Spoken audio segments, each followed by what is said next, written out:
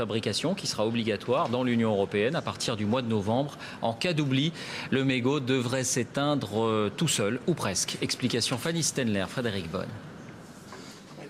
Voici l'une des hantises du fumeur. Un mégot de cigarette oublié qui se consume, et c'est le drame. Un tiers des incendies mortels est causé par des cigarettes.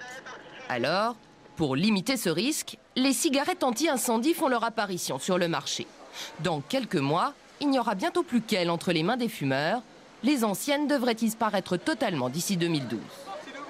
Moi, je trouve que c'est une bonne idée, notamment d'un point de vue de l'environnement. Non, je pense que ça va être une belle chose. Si ça fonctionne bien, je pense que ça va être pas mal, quoi. Maintenant, on est plutôt dans une société très sécurisante, sécurité, machin. Donc, ça ne m'étonne pas que ça vienne à l'idée de certains de créer ce genre de choses. Voilà. Cette nouvelle cigarette anti-incendie, la voici. Elle ressemble à une cigarette traditionnelle, sauf que lorsque le fumeur ne tire pas dessus, elle s'éteint au bout d'un moment. Voici un test. À gauche, la cigarette traditionnelle se consume entièrement. À droite, l'anti-incendie s'éteint.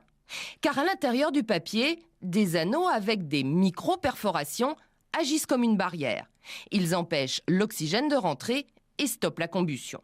Moins dangereuse peut-être, mais tout aussi toxique, même taux de goudron et de nicotine. Le risque en lui-même pour le tabagisme des consommateurs ne change pas.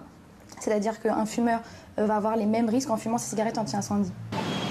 Les cigarettes anti-incendie existent déjà au Canada, en Australie ainsi que dans certains États américains. L'Union européenne impose cette nouvelle norme à partir du 17 novembre.